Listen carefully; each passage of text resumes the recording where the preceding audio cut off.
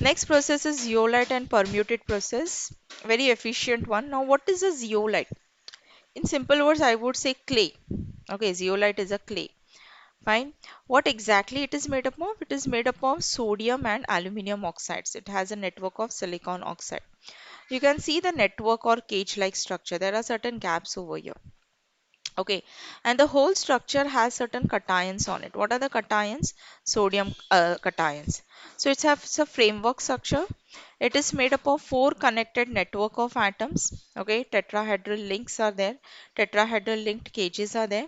Silicon atom is in the middle and oxygen atoms are at the corners, forming a tetrahedral linked cages, cavities or channels. These are the cavities or the channels. They allow small molecules to enter through these cavities. Each zeolite has a different pore size. Depending upon where you want to use, you can choose your zeolite accordingly. Zeolites are also used as catalyst in various reactions. And in softening method, they have a very important use. Since the zeolites have sodium ions on it, when you pass a hard water having the calcium or the magnesium ions, I have taken example of calcium. What happens is when calcium water containing calcium, that is the hard water, is passed through the zeolite, exchange take place. It is exchanging of sodium ions. So calcium ions from the hard water are exchanged. So calcium ions they stay on the zeolite where the sodium ions they get into the water. So calcium ions in the water are exchanged by sodium ions on the zeolite. So this was the hard water, and the water that is coming out of the, or from the zeolite bed is called as the soft water because now it has what? Sodium ions. So this is how the setup is. It's a very easy and a simple setup. You have a zeolite bed, okay. Hard water. Now there are pipes, and we can close these pipes, and like inlets and outlets can be controlled. So first we will pass the hard water through the whole zeolite bed, and when hard water is passed through it, the exchange takes place on the zeolite bed, and the water which is coming out will be soft water. So what reactions are taking place over here? So this is the sodium zeolite. This is denoted like this, Na2Ze means sodium zeolite. Sodium ions are on zeolite. Calcium hydroxide, magnesium chloride. These are the salts, some examples of salts in the hard water. There are other salts as well. So this is how the exchange takes place. So now the sodium ions are replaced by the calcium ions from the hard water, and the sodium ions get into the water. So now you have these newly formed sodium salts which are soluble salts and present in the water. So sodium salt, when sodium ions are there in the water, this becomes our soft water.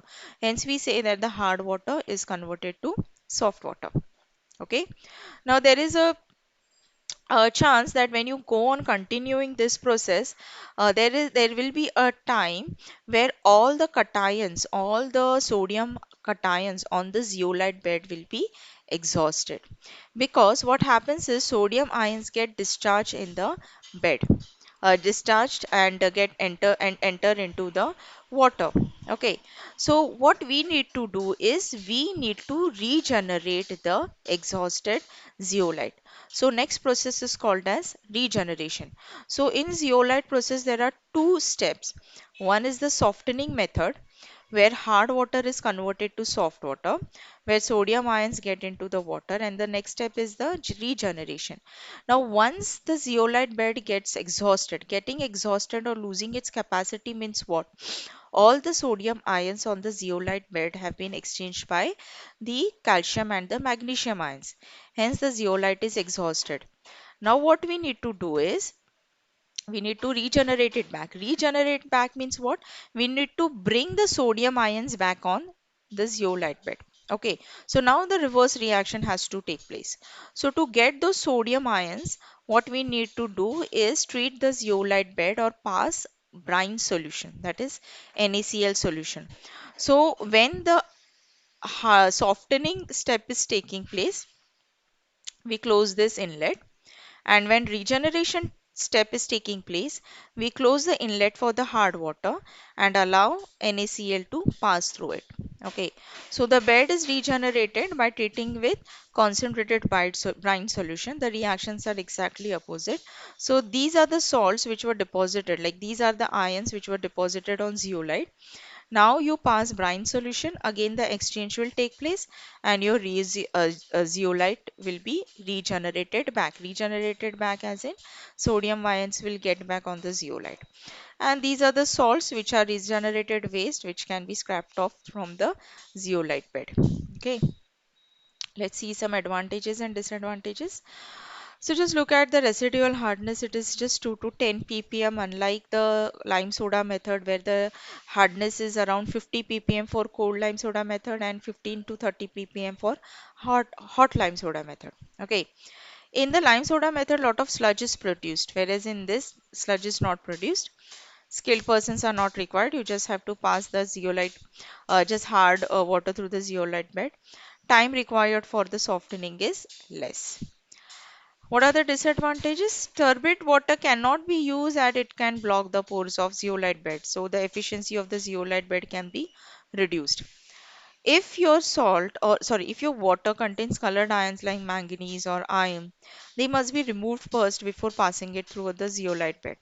Otherwise, because once these ions get into the zeolite bed, it becomes very difficult to regenerate and the whole bed is, damaged. Acidic and alkaline water destroys the zeolite bed. So very important that you neutralize the hard water first and then pass to the zeolite bed. Of course, using the process depends on what is available, which area you are using. A lot of conditions you have to take into mind.